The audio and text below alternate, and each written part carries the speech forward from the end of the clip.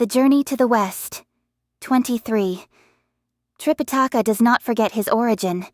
The four sages test the priestly mind. A long journey westward is his decree, as frosted blooms fall in autumn's mild breeze. Tie up the sly ape, don't loosen the ropes, hold back the mean horse, and don't use the whip. Woodmother was once fused with metal squire. Yellow dame and naked son ne'er did differ. Bite open the iron ball, there's mystery true. Perfection of wisdom will come to you. The principal aim of this chapter is to make clear that the way to acquire scriptures is no different from the way of attending to the fundamentals in one's life. We now tell you about Master and disciples, the four of them, who, having awakened to the suchness of all things, broke free from the fetters of dust. Leaping clear from the sea of nature's flowing sand, they were completely rid of any hindrance and proceeded westward on the main road. They passed through countless green hills and blue waters. They saw wild grass and untended flowers in endless arrays. Time was swift indeed, and soon it was autumn again. You see maple leaves redden the mountain, yellow blooms endure the night wind. Old cicada's song turns languid, sad crickets ever voice their plaint. Cracked lotus leaves like green silk fans, fragrant oranges like gold balls. Lovely, those rows of wild geese. In dots they spread to distant sky. As they journeyed, it was getting late again. Disciples, said Tripitaka. It's getting late. Where shall we go to spend the night? Master, said Pilgrim, what you said is not quite right. Those who have left home dine on the winds and rest beside the waters. They sleep beneath the moon and lie on the frost. In short, any place can be their home. Why ask where we should spend the night? Elder brother, said Jew 8 Rules, all you seem to care about is making progress on the journey. And you've no concern for the burdens of others. Since crossing the flowing sand river, we have been doing nothing but scaling mountains and peaks. And hauling this heavy load is becoming rather hard on me. Wouldn't it be much more reasonable to look for a house where we can ask for some tea and rice, and try to regain our strength? Idiot, said Pilgrim. Your words sound as if you begrudge this whole enterprise. If you think that you are still back in the Gao village, where you can enjoy the comfort that comes to you without your exerting yourself, then you won't make it. If you have truly embraced the faith of Buddhism, you must be willing to endure pain and suffering. Only then will you be a true disciple. Elder brother, said 8 Rules, how heavy do you think this load of luggage is? Pilgrim said, Brother, since you and Shamunk joined us, I haven't had a chance to pull it. How would I know its weight? Ah. Elder brother, said 8 Rules, just count the things here. 4 yellow rattan mats, long and short, 8 ropes in all. To guard against dampness and rain, there are blankets. 3, 4 layers. The flat poles too slippery, perhaps? You add nails on nails at both ends. Cast in iron and copper, the 9-ringed priestly staff. Made of bamboo and rattan, the long, large cloak. With all this luggage, you should pity old Hog, who has to walk all day carrying it. You only are the disciple of our master. I've been made into a long-term laborer. Idiot, said Pilgrim with a laugh. To whom are you protesting? To you, elder brother, said 8 Rules. If you're protesting to me, said Pilgrim, you've made a mistake. Old Monkey is solely concerned with Master's safety, whereas you and Shamunk have the special responsibility of looking after the luggage and the horse. If you ever slack off, you'll get a good whipping in the shanks from this huge rod. Elder brother, said 8 Rules, don't mention whipping, for that only means taking advantage of others by brute force. I realize that you have a proud and haughty nature, and you are not about to pull the luggage. But look how fat and strong the horse is that Master is riding. He's only carrying one old monk. Make him take a few pieces of luggage for the sake of fraternal sentiment." "So you think he's a horse?" said Pilgrim. "He's no earthly horse, for he is originally the son of Aorin, the Dragon King of the Western Ocean. Because he set fire to the palace and destroyed some of its pearls, his father charged him with disobedience, and he was condemned by heaven. He was fortunate to have the Bodhisattva Guanyin save his life, and he was placed in the Eagle Grief Stream to await Master's arrival. At the appropriate time, the Bodhisattva also appeared personally to take off his scales and horns, and to remove the pearls around his neck. It was then that he changed into this horse to carry Master to worship Buddha in the Western Heaven. This is a matter of achieving merit for each one of us individually, and you shouldn't bother him." When Sha Monk heard these words, he asked, "Elder brother, is he really a dragon?" "Yes," replied Pilgrim. 8 Rules said, "Elder brother, I have heard an ancient saying that a dragon can breathe out clouds and mists, kick up dust and dirt, and he even has the ability to leap over mountains and peaks, the divine power to stir up rivers and seas.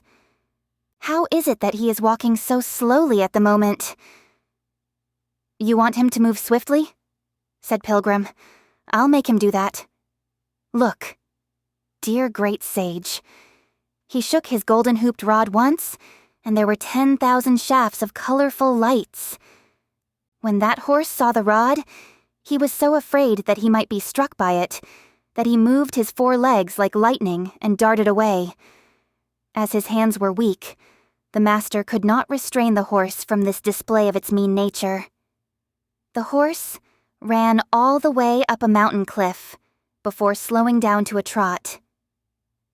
The Master finally caught his breath, and that was when he discovered in the distance several stately buildings beneath some pine trees. He saw doors draped by hanging cedars, houses beside a green hill, pine trees fresh and straight, and some poles of mottled bamboo. By the fence, wild chrysanthemums glow with the frost. By the bridge, orchid reflections redden the stream. Walls of white plaster, and fences brick laid. A great hall, how noble and august. A tall house, so peaceful and clean. No oxen or sheep are seen, nor hens or dogs. After autumn's harvest, farm chores must be light. As the Master held on to the saddle and slowly surveyed the scenery, Wukong and his brothers arrived. "Master," said Wukong, "you didn't fall off the horse?"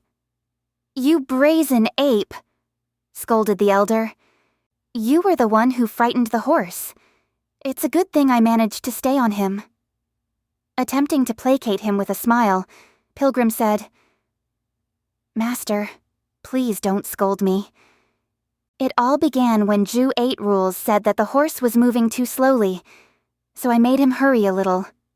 Because he tried to catch up with the horse, Idiot ran till he was all out of breath, mumbling to himself, 'I'm done. Done. Look at this belly of mine, and the slack torso. Already the pole is so heavy that I can hardly carry it. Now I'm given the additional bustle and toil of running after this horse.' Disciples," said the elder, "look over there. There's a small village where we may perhaps ask for lodging." When Pilgrim heard these words, he looked up and saw that it was covered by auspicious clouds and hallowed mists. He knew then that this place had to be a creation of Buddhas or Immortals, but he dared not reveal the heavenly secret. He only said, "Fine, fine. Let's go ask for shelter." Quickly dismounting, the elder discovered that the towered entrance gate was decorated with carved lotus designs and looped slits in the woodwork.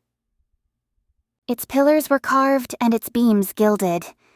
Sha Monk put down the luggage, while 8 Rules led the horse, saying, "This must be a family of considerable wealth." Pilgrim would have gone in at once, but Tripitaka said, "No, you and I are priests, and we should behave with circumspection. Don't ever enter a house without permission. Let's wait until someone comes out, and then we may request lodging politely." 8 Rules tied up the horse and sat down, leaning against the wall. Tripitaka sat on one of the stone drums while Pilgrim and Sha Monk seated themselves at the foot of the gate. They waited for a long time, but no one came out. Impatient by nature, Pilgrim leaped up after a while and ran inside the gate to have a look. There were, in fact, 3 large halls facing south, each with its curtains drawn up highly. Above the door screen hung a horizontal scroll painting with motifs of long life and rich blessings. And pasted on the gold lacquered pillars on either side was this New Year couplet written on bright red paper. "Frail willows float like gossamer. The low bridge at dusk. Snow dots the fragrant plums, a small yard in the spring." In the center hall, there was a small black lacquered table, its luster half gone, bearing an old bronze urn in the shape of a beast. There were 6 straight-backed chairs in the main hall, while hanging screens were mounted on the walls east and west just below the roof. As Pilgrim was glancing at all this furtively, the sound of footsteps suddenly came from behind the door to the rear, and out walked a middle-aged woman who asked in a seductive voice, "Who are you, that you dare enter a widow's home without permission?" The great sage was so taken aback that he could only murmur his reply. This humble monk came from the Great Tang in the land of the East, having received the royal decree to seek scriptures from Buddha in the West. There are 4 of us altogether. As we reached your noble region, it became late, and we therefore approached the sacred abode of the old Bodhisattva to seek shelter for the night. Smiling amiably, the woman said, "Elder, where are your other 3 companions? Please invite them to come in." "Master!" shouted Pilgrim in a loud voice. "You are invited to come in." Only then did Tripitaka enter with 8 Rules and Sha Monk, who was leading the horse and carrying the luggage as well. The woman walked out of the hall to greet them, where she was met by the furtive, wanton glances of 8 Rules. How did she look, you ask? She wore a gown of mandarin green and silk brocade, topped by a light pink vest, to which was fastened a light yellow embroidered skirt. Her high-heeled patterned shoes glinted beneath. A black lace covered her stylish coiffure, nicely matching the twin-colored braids like dragons coiled. Her ivory palace comb, gleaming red and halcyon blue, supported 2 gold hairpins set aslant. Her half-gray tresses swept up like phoenix wings. Her dangling earrings had rows of precious pearls. Still lovely even without powder or rouge, she had charm and beauty, like one fair youth. When the woman saw the 3 of them, she became even more amiable, and invited them with great politeness into the main hall. After they had exchanged greetings one after the other, the pilgrims were told to be seated for tea to be served. From behind the screen, a young maid with 2 tufts of flowing locks appeared, holding a golden tray with several white jade cups. There were fragrant tea wafting warm air, strange fruits spreading fine aroma. That lady rolled up her colorful sleeves and revealed long, delicate fingers, like the stalks of spring onions. Holding high the jade cups, she passed the tea to each one of them, bowing as she made the presentation. After the tea, she gave instructions for vegetarian food to be prepared. "Old Bodhisattva," said Tripitaka, bowing. "What is your noble surname, and what is the name of your esteemed region?" The woman said, "This belongs to the West Aparagodania continent. My maiden surname is Gia, unreal, and the surname of my husband's family is Mo, non-existing. Unfortunately, my in-laws died prematurely, and my husband and I inherited our ancestral fortune, which amounted to more than 10,000 taels of silver and over 15,000 acres of prime land. It was fated, however, that we should have no son, having given birth only to 3 daughters. The year before last, it was my great misfortune to lose my husband also, and I was left a widow. This year, my mourning period is completed, but we have no other relatives beside mother and daughters to inherit our vast property and land. I would have liked to marry again, but I find it difficult to give up such wealth. We are delighted, therefore, that the 4 of you have arrived. For we 4, mother and daughters, would like very much to ask you to become our spouses. I do not know what you will think of this proposal."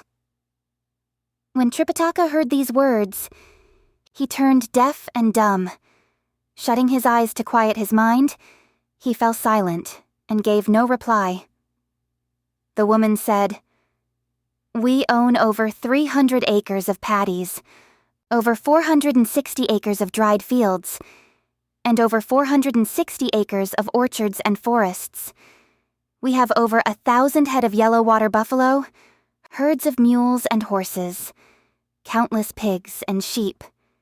In all 4 quarters, there are over 70 barns and haystacks. In this household, there is grain enough to feed you for more than 8 or 9 years. Silk that you could not wear out in a decade. Gold and silver that you might spend for a lifetime. What could be more delightful than our silk sheets and curtains, which can render spring eternal? Not to mention those who wear golden hairpins standing in rows. If all of you, master and disciples, are willing to change your minds and enter the family of your wives, you will be most comfortable, having all these riches to enjoy. Will that not be better than the toil of the journey to the west?" Like a mute and stupid person, Tripitaka refused to utter a word. The woman said, "I was born in the hour of the cock, on the 3rd day of the 3rd month, in the year Dingai. As my deceased husband was 3 years my senior, I am now 45 years old. My eldest daughter, named Genjin, is 20. My second daughter, Ai, is 18. And my youngest daughter, Lian Lian, is 16. None of them has been betrothed to anyone. Though I am rather homely, my daughters fortunately are rather good-looking. Moreover, each of them is well trained in needlework and the feminine arts. And because we had no son, my late husband brought them up as if they were boys, teaching them some of the Confucian classics when they were young, as well as the art of writing verse and couplets. So, although they reside in a mountain home, they are not vulgar or uncouth persons. They would make suitable matches, I dare say, for all of you. If you elders can put away your inhibitions and let your hair grow again, you can at once become masters of this household. Are not the silk and brocade that you will wear infinitely better than the porcelain alms bowl and black robes, the straw sandals and grass hats?" Sitting aloft in the seat of honor, Tripitaka was like a child struck by lightning, a frog smitten by rain. With eyes bulging and rolling upward, he could barely keep himself from keeling over in his chair. But 8 Rules, hearing of such wealth and such beauty, could hardly quell the unbearable itch in his heart. Sitting on his chair, he kept turning and twisting as if a needle were pricking him in the ass. Finally, he could restrain himself no longer. Walking forward, he tugged at his master's, saying, "Master, how can you completely ignore what the lady has been saying to you? You must try to pay some attention." Jerking back his head, the priest gave such a hostile shout that 8 Rules backed away hurriedly. "You cursed beast," he bellowed. We are people who have left home. How can we possibly allow ourselves any more to be moved by riches and tempted by beauty? Giggling, the woman said, "Oh dear, dear. Tell me, what's so good about those who leave home?" "Lady Bodhisattva," said Tripitaka, "tell me what is so good about those of you who remain at home?" "Please take a seat, elder," said the woman, "and let me tell you the benefits in the life of those of us who remain at home. If you ask what they are, this poem will make them abundantly clear. When spring fashions appear, I wear new silk. Pleased to watch summer lilies, I change to lace. Autumn brings fragrant rice wine newly brewed. In winter's heated rooms, my face glows with wine. I may enjoy the fruits of all 4 climes, and every dainty of 8 seasons too. The silk sheets and quilts of the bridal eve best the mendicant's life of Buddhist chants." Tripitaka said, "Lady Bodhisattva, you who remain in the home can enjoy riches and glory. You have things to eat, clothes to wear, and children by your side. That is undeniably a good life, but you do not know that there are some benefits in the life of those of us who have left home. If you ask what they are, this poem will make them abundantly clear. The will to leave home is no common thing. You must tear down the old stronghold of love. No cares without, tongue and mouth are at peace. Your body within has good yin and yang. When merit's done, you face the golden arch and go hack, mind enlightened, to your home. It beats the life of lust for household meat. You rot with age, one stinking bag of flesh." When the woman heard these words, she grew terribly angry, saying, "How dare you to be so insolent, you brazen monk? If I had had no regard for the fact that you have come from the land of the East, I would have sent you away at once. Now, I was trying to ask you, with all sincerity, to enter our family and share our wealth. And you insult me instead. Even though you have received the commandments and made the vow never to return to secular life, at least one of your followers could become a member of our family. Why are you being so legalistic?" Seeing how angry she had become, Tripitaka was intimidated and said, "Wukong, why don't you stay here?" Pilgrim said, "I've been completely ignorant in such matters since the time I was young. Let 8 Rules stay." "Elder brother," said 8 Rules, "don't play tricks on people. Let's all have some further discussion." "If neither of you is willing," said Tripitaka, "I'll ask Wu Jing to stay." "Listen to the way Master is speaking," said Sha Monk. "Since I was converted by the Bodhisattva and received the commandments from her, I've been waiting for you. It has been scarcely 2 months since you took me as your disciple and gave me your teachings, and I have yet to acquire even half an inch of merit. You think I would dare seek such riches? I will journey to the Western Heaven, even if it means my death. I'll never engage in such perfidious activities." When the woman saw them refusing to remain, she quickly walked behind the screen and slammed the door to the rear. Master and disciples were left outside, and no one came out again to present tea or rice.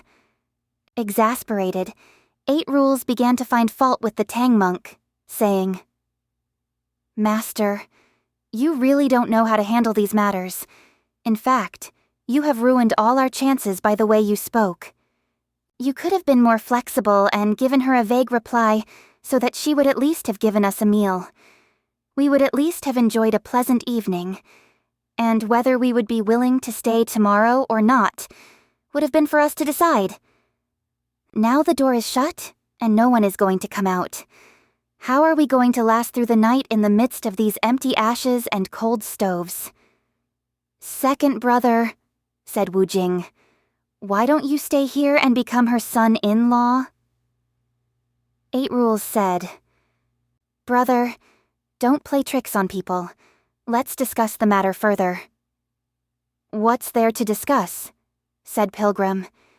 "If you are willing, Master and that woman will become in-laws, and you will be the son-in-law who lives in the girl's home. With such riches and such treasures in this family, you will no doubt be given a huge dowry and a nice banquet to greet the kinsfolk, which all of us can also enjoy. Your return to secular life here will in fact benefit both parties concerned." "You can say that all right," said 8 Rules. "But for me, it's a matter of fleeing the secular life only to return to secular life, of leaving my wife only to take another wife." "So, second brother already has a wife?" said Shaw Monk. "You didn't realize," Pilgrim said, "that originally he was the son-in-law of Mr. Gao of the Old Gao village, in the Kingdom of Coco. Since I defeated him, and since he had earlier received the commandments from the Bodhisattva, he had little choice but to follow the priestly vocation. That's the reason he abandoned his former wife to follow Master, and to go worship Buddha in the Western Heaven. I suppose he has felt the separation keenly, and has been brooding on it for some time. Just now, when marriage was mentioned, he must have been sorely tempted. Idiot! Why don't you become the son-in-law of this household? Just make sure that you make a few extra bows to Old Monkey, and you won't be reprimanded." "Nonsense! Nonsense!" said Idiot. "Each one of us is tempted, but you only want Old Hog to be embarrassed. The proverb says, 'A monk is the preda of sensuality.' And which one of us can truly say that he doesn't want this? But you have to put on a show, and your histrionics have ruined a good thing. Now, we can't even get a drop of tea or water, and no one is tending the lamps or fires. We may last through the night, but I doubt that the horse can. He has to carry someone tomorrow and walk again, you know. If he goes hungry for a night, he might be reduced to a skeleton. You people sit here, while Old Hog goes to graze the horse." Hastily, Idiot untied the reins and pulled the horse outside. "Shaw Monk," said Pilgrim, "you stay here and keep Master company. I'll follow him and see where he is going to graze the horse." "Wukong," said Tripitaka, "you may go and see where he's going, but don't ridicule him." "I know," said Pilgrim. The great sage walked out of the main hall, and with one shake of his body he changed into a red dragonfly. He flew out of the front gate and caught up with 8 Rules. Idiot pulled the horse out to where there was grass, but he did not graze him there. Shouting and whooping, he chased the horse instead to the rear of the house, where he found the woman standing outside the door with 3 girls, enjoying the sight of some chrysanthemums. When mother and daughters saw 8 Rules approaching, the 3 girls slipped inside the house at once. But the woman stood still beside the door and said, "Little elder, where are you going?" Our idiot threw away the reins and went up to greet her with a most friendly, "Hello." Then he said, "Mama, I came to graze the horse." "Your master is much too squeamish," said the woman. "If he took a wife in our family, he would be much better off, wouldn't he, than being a mendicant trudging to the west?" "Well, they all have received the command of the Tang Emperor," said 8 Rules with a laugh. "And they haven't the courage to disobey the ruler's decree. That's why they are unwilling to do this thing. Just now, they were all trying to play tricks on me in the front hall. And I was somewhat embarrassed because I was afraid that Mama would find my long snout and large ears too offensive." "I don't, really," said the woman. "And since we have no master of the house, it's better to take one than none at all. But I do fear that my daughters may find you somewhat unattractive." "Mama," said 8 Rules, "please instruct your noble daughters not to choose their men that way. Others may be more handsome, but they usually turn out to be quite useless, though I may be ugly. I do live by certain principles." "And what are they?" asked the woman. 8 Rules replied, "Though I may be somewhat ugly, I can work quite diligently. 1,000 acres of land, you say? No need for oxen to plow it. I'll go over it once with my rake, and the seeds will grow in season. When there's no rain, I can make rain. When there's no wind, I'll call for wind. If the house is not tall enough, I'll build you a few stories more. If the grounds are not swept, I'll give them a sweep. If the gutter's not drained, I'll draw it for you. All things both great and small around the house I am able to do most readily." "If you can work around the house," said the woman, "you should discuss the matter again with your master. If there's no great inconvenience, we'll take you." "No need for further discussion," said 8 Rules, "for he's no genuine parent of mine. Whether I want to do this or not is for me to decide." All right, said the woman. "Let me talk to my girls first." She slipped back inside immediately and slammed the rear door shut. 8 Rules did not graze the horse there either, but led it back to the front. Little did he realize, however, that Great Sage Sun had heard everything.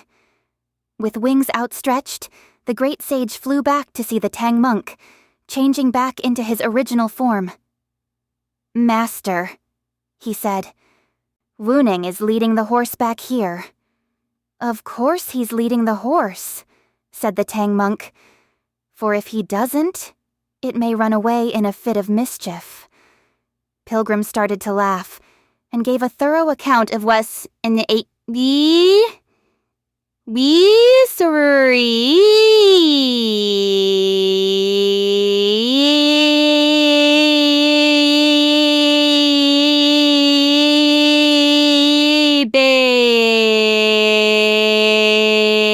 Tripitaka did not know whether to believe him or not.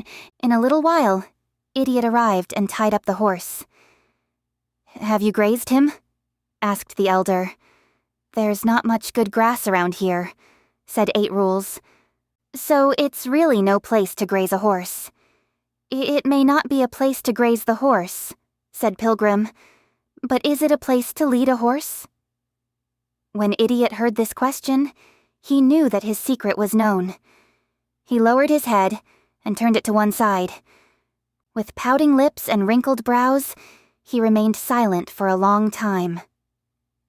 Just then, they heard the side door open with a creak, and out came a pair of red lanterns and a pair of portable incense burners.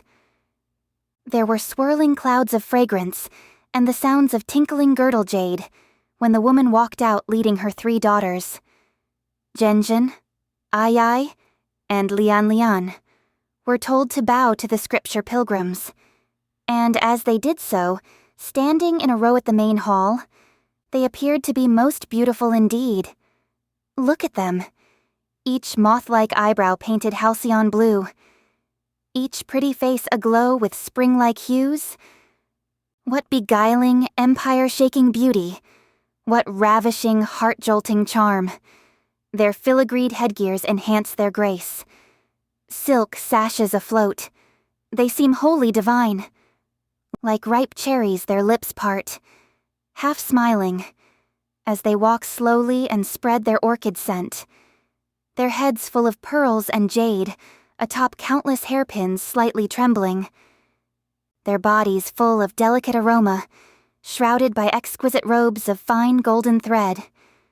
Why speak of lovely ladies of the south, or the good looks of Shizi? They look like the fairy ladies descending from the ninefold heaven, or the Princess Change leaving her vast, cold palace.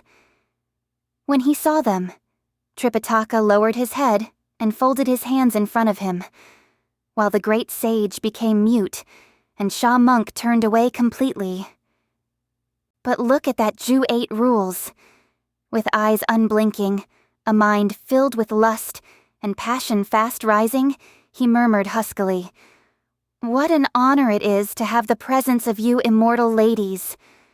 Mama, Please ask these dear sisters to leave." The 3 girls went behind the screen, leaving the pair of lanterns behind. The woman said, "Have you 4 elders made up your mind which one of you shall be betrothed to my daughters?" "We have discussed the matter," said Wu Jing, "and we have decided that the one whose surname is Ju shall enter your family."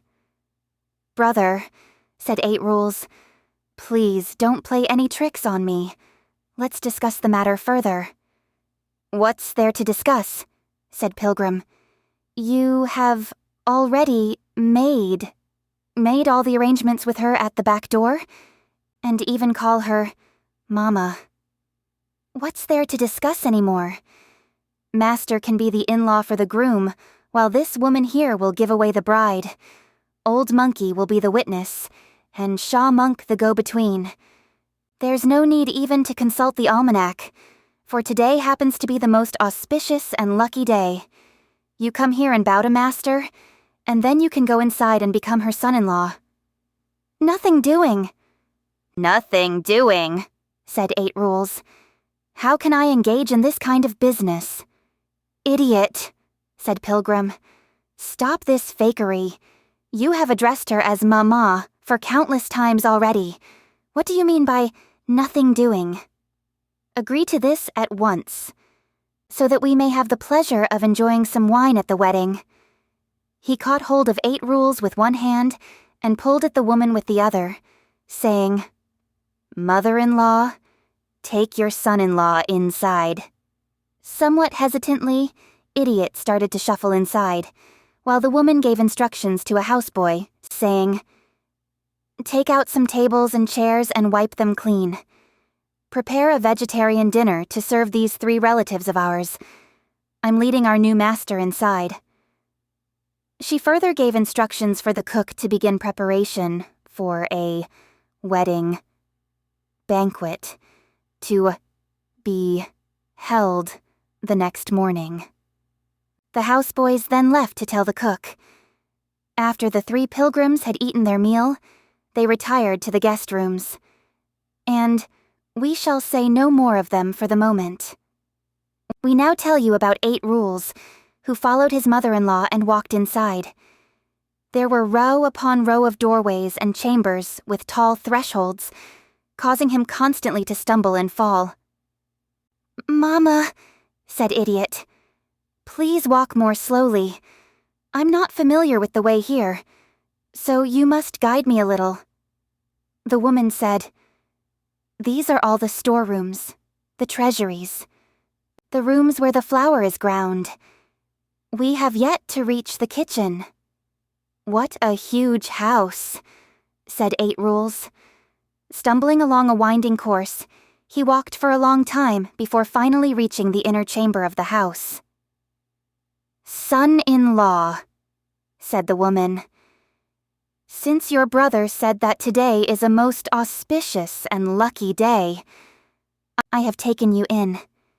In all this hurry, we have not had the chance of consulting an astrologer, nor have we been prepared for the proper wedding ceremony of worshipping heaven and earth, and of spreading grains and fruits on the bridal bed. Right now, why don't you kowtow 8 times toward the sky?" "You are right, Mama," said 8 Rules. "You take the upper seat also, and let me bow to you a few times. We'll consider that my worship of heaven and earth as well as my gesture of gratitude to you. Doing these 2 things at once will save me some trouble."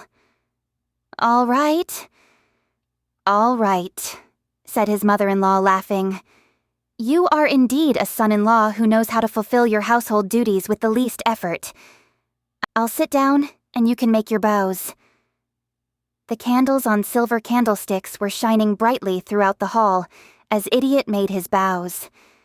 Afterwards he said, "Mama, which one of the dear sisters do you plan to give me?" "That's my dilemma," said his mother-in-law. "I was going to give you my eldest daughter, but I was afraid of offending my second daughter. I was going to give you my second daughter. But I was afraid then of offending my third daughter. And if I were to give you my third daughter, I fear that my eldest daughter may be offended. That's why I cannot make up my mind." "Mama," said 8 Rules, "if you want to prevent strife, why not give them all to me? That way, you will spare yourself a lot of bickering that can destroy the harmony of the family." "Nonsense," said his mother-in-law. "You mean you alone want to take all 3 of my daughters?" "Listen to what you're saying, Mama," said 8 Rules. "Who doesn't have 3 or 4 concubines nowadays? Even if you have a few more daughters, I'll gladly take them all. When I was young, I learned how to be long-lasting in the arts of love.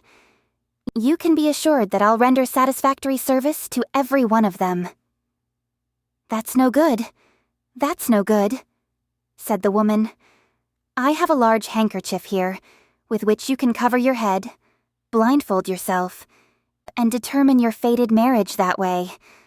I'm going to ask my daughters to walk past you, and the one you can catch with your hands will be betrothed to you." Idiot accepted her suggestion and covered his head with his handkerchief. We have a testimonial poem that says, "The fool knows not the true causes of things. Beauty's sword can in secret wound the self. The Duke of Zhou of old had fixed the rights, but a bridegroom today still veils his head." After Idiot had tied himself up properly, he said, "Mama, ask the dear sisters to come out." "Zhen. Aye aye, Lian," cried his mother-in-law. "You all come out and determine your fated marriage, so that one of you may be given to this man."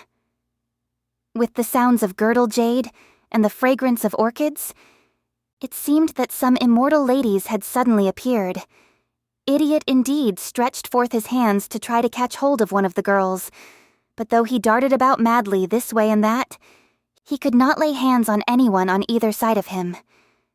It seemed to him, to be sure, that the girls were making all kinds of movement around him, but he could not grab a single one of them. He lunged toward the east and wrapped his arms around a pillar. He made a dive toward the west and slammed into a wooden partition. Growing faint from rushing about like that, he began to stumble and fall all over the place, tripping on the threshold in front of him, smashing into the brick wall behind him. Fumbling and tumbling around, he ended up sitting on the floor with a bruised head and a swollen mouth.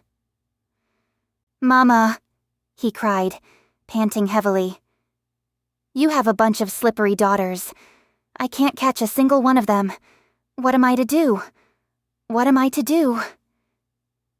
Taking off his blindfold, the woman said, "Son-in-law, it's not that my daughters are slippery. It's just that they are all very modest. Each defers to the other, so that she may take you." "If they are unwilling to take me, Mama," said 8 Rules, "why don't you take me instead?" "Dear son-in-law," said the woman, "you really have no regard for age or youth, when you even want your mother-in-law. My 3 daughters are really quite talented, for each one of them has woven a silk undershirt studded with pearls. Try them on, and the one whose shirt fits you will take you in." "Fine, fine, fine," said 8 Rules.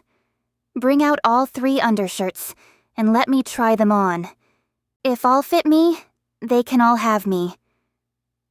The woman went inside and took out one undershirt, which she handed over to 8 Rules. Taking off his blue silk shirt, Idiot took up the undergarment and draped it over his body at once. Before he had managed to tie the strings, however, he suddenly fell to the floor. The undershirt, you see, had changed into several pieces of rope which had him tightly bound. As he lay there in unbearable pain, the women vanished.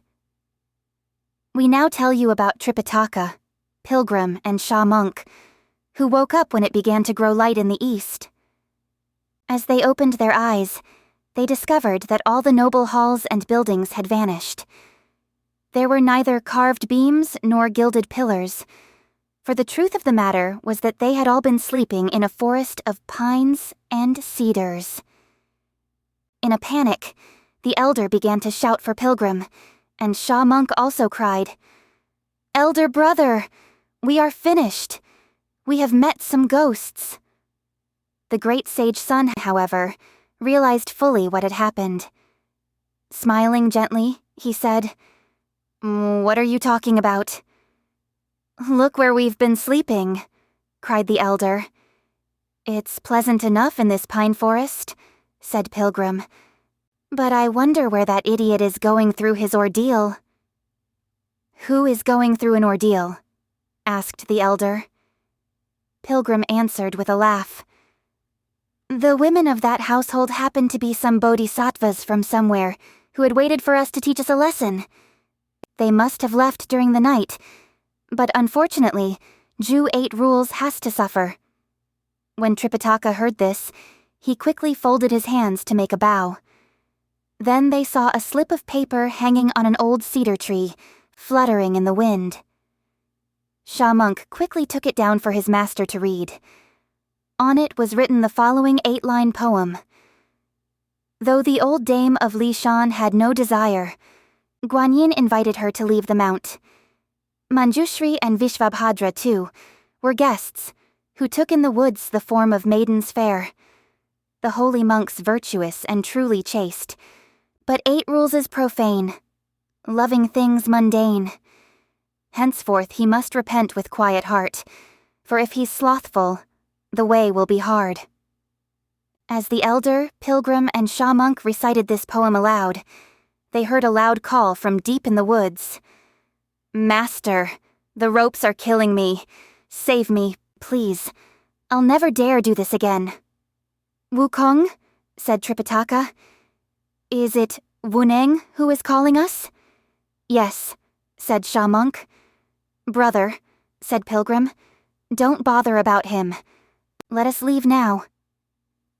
"Though idiot is stupid and mischievous," said Tripitaka, "he is at least fairly honest, and he has arms strong enough to carry the luggage.